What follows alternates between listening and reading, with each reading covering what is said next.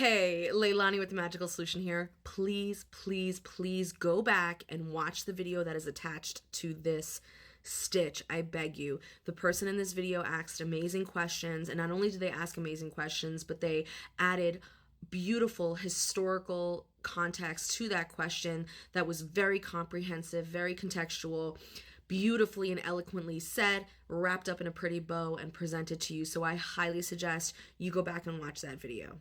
Okay, so in case you don't know who I am, my name is Leilani. I'm the small business owner of The Magical Solution. I'm an espiritista, I'm a curandera, and I live here in America, and I do a whole bunch of other things, but I wanted to chime in on this. This is one of my favorite kinds of discussions to have, because this is right up in my alley regarding the type of work that I've been doing for like the last 7 years, which is, decolonizing our spiritual practices via espiritismo, spiritism, spiritualism, as a diasporic individual, BIPOC individual, indigenous individual here in the Americas, right? North America, Central America, and South America. So that's been sort of my mission for like the last 7 years. And the last 3 years in particular have been really interesting because I've been able to sort of branch out and meet a lot more people than I was previously exposed to, despite living in New York,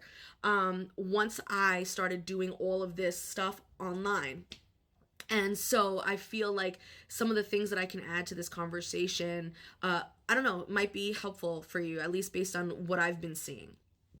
So if I can try and remember all 5 of the questions, because there was a lot of questions in there, but I think we'll start with this link that you were talking about, the spiritual link, if you will, between spiritualism and American spiritualism, Caribbean spiritism, ATRs, ADRs, hoodoo, and the African spiritualist movement. Whew! All those links, right? And I think curanderismo, I think you said that too. Yes.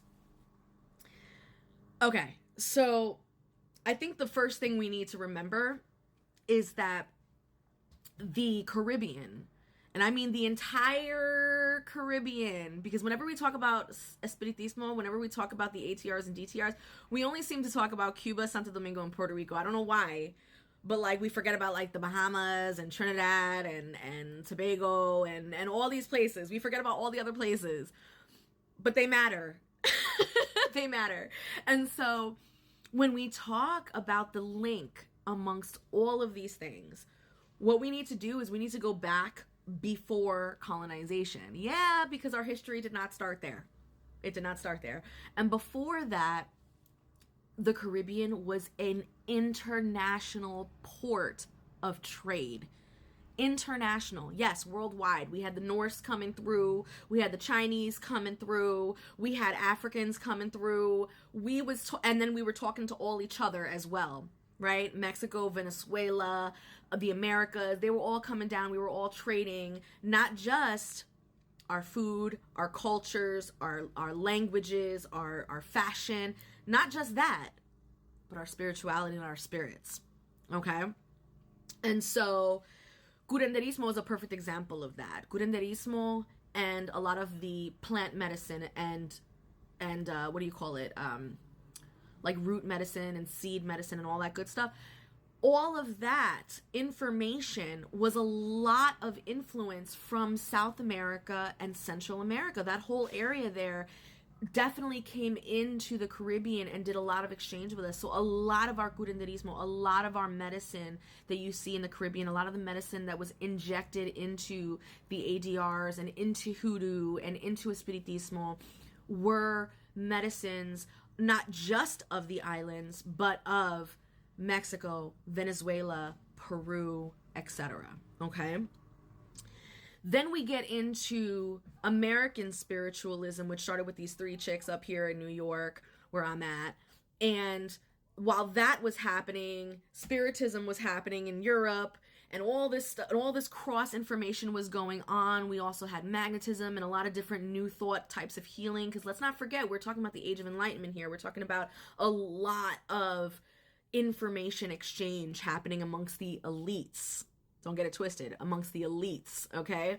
And so that information exchange eventually led to Spiritism and American spiritualism funneling its way down into the Caribbean, and Spiritism coming in through Europe through the slave trade and all that good stuff. And that injection of those two things into the Caribbean was easily adopted for us. Why was it easily adopted for us? Because they didn't tell us anything freaking new. Let's be real. We had our own forms of mediumship, we had our own forms of spirit communication, we had our own forms of ancestor veneration, etc. But because a lot of us were genocided off, killed off, and dispersed, that's why we're called the diaspora, the injection of Spiritism and spiritualism helped us to reconnect to our roots, in the sense that it gave us a very clean platform to openly, not, I don't want to say openly, my bad, to explore our spiritual traditions. And we did so with the openness of accepting other diasporic people. Meaning, when the Hindu Tamil slaves came to the Caribbean, we adopted Hinduism into our spiritualism. When the Chinese and Japanese slaves came to the Caribbean, we adopted Shintoism, we adopted Taoism, we adopted Buddhism into our spiritism. When, you know what I'm saying? You get what I'm saying? So, and we were able to express those adaptations. We were able to express those exchanges within spiritism and give them honor and give them grace, because these were people that were most likely coming to die.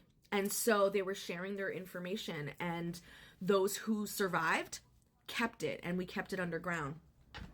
Then we get into the American spirituals and hoodoo. This is where we start to see a lot of underground exchange, like even bigger than before, because racism was alive and well in America and in the American South. And so when Espiritistas moved their way up into Southern America, and when the slaves moved their way into those spaces, and we started to see the crossing of hoodoo, spiritualism, hoodoo, Espiritismo, and American spiritualism all coming together. So now a spirit of the Madama, who was originally an Espiritista spirit, can now be found in hoodoo.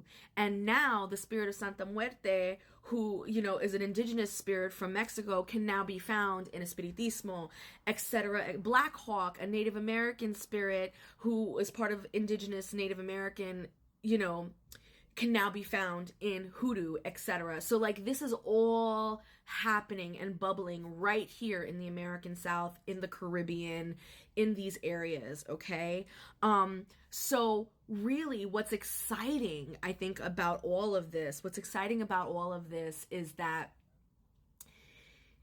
you know, when you think about the different continents and what was birthed in these different continents, right? Like, you know, you have Africa, which is like the birth of mankind. Like you have India, the birth of the first like religion, right? You have China, the birth of, you know, like all these different continents like had something that they were like really known for throughout history. And for me personally, I love to think of the Caribbean and the global South here in the Americas as the birthplace of spiritual creativity, and that offshoot of how spiritism allowed us the ability to sort of bring all of these things together and bridge all of these traditions together as a diasporic tradition, as people who were dispersed from our homelands, who shared their traditions with each other.